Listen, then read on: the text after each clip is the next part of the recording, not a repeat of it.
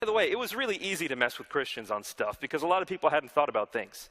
If I just wanted to have a blast, I'd just say the word Trinity. Explain. Most people hadn't thought of it. Say, do you believe in the Trinity? Yes, I do. Well, what is it?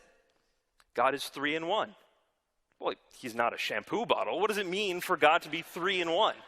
Can you explain that to me? What does it mean for God to be 3 in 1? And usually what people would end up with is, well, it's a divine mystery and you have to believe it by faith. And I would say, look, it sounds to me that you're using the word faith as a substitute for ignorance. And I want no part of that faith.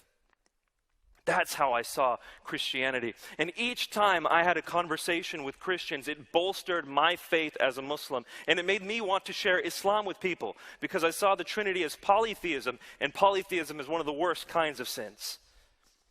It took a long time. This wasn't an overnight event. But after about a year, I came to the conclusion, all right, the New Testament manuscripts are reliable. I didn't believe in the gospel or anything like that. It was just the New Testament manuscripts. It took me a year. Keep in mind, this is the biggest sticking point for Muslims. Because like I said earlier, Muslims believe that Jesus is the Messiah. Muslims believe that Jesus was the most miraculous man who ever lived. Some Muslims believe he's the only sinless prophet, truly sinless prophet who ever walked this earth. But the moment you say Jesus is God, in a Muslim's eyes, you are committing the worst blasphemy you could ever possibly commit. The Quran says very clearly, chapter 4, verse 171, as well as chapter 5, verse 72, that if you believe Jesus is God, you will go to hell.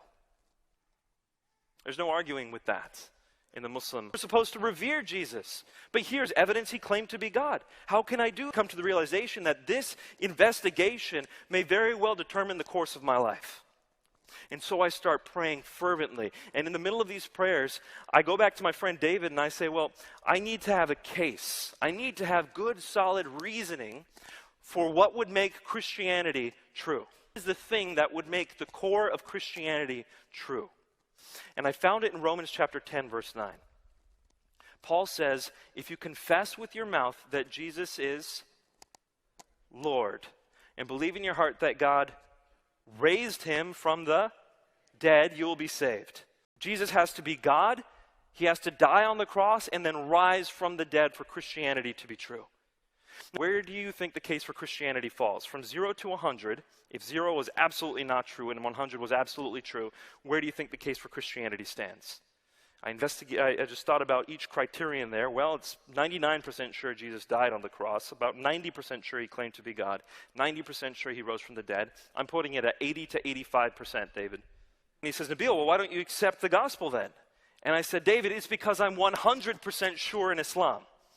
Even if I'm 80 to 85% believing in the case of Christianity, the case for Islam is stronger. And he looked at me and he said, Nabil, you haven't even looked critically at the case for Islam.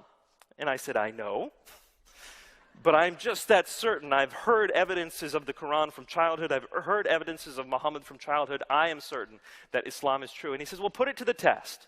And here's the critical thing. He says, test it to the same degree you tested Christianity. The same level of skepticism, apply the same historical criteria, and then tell me what you end up with.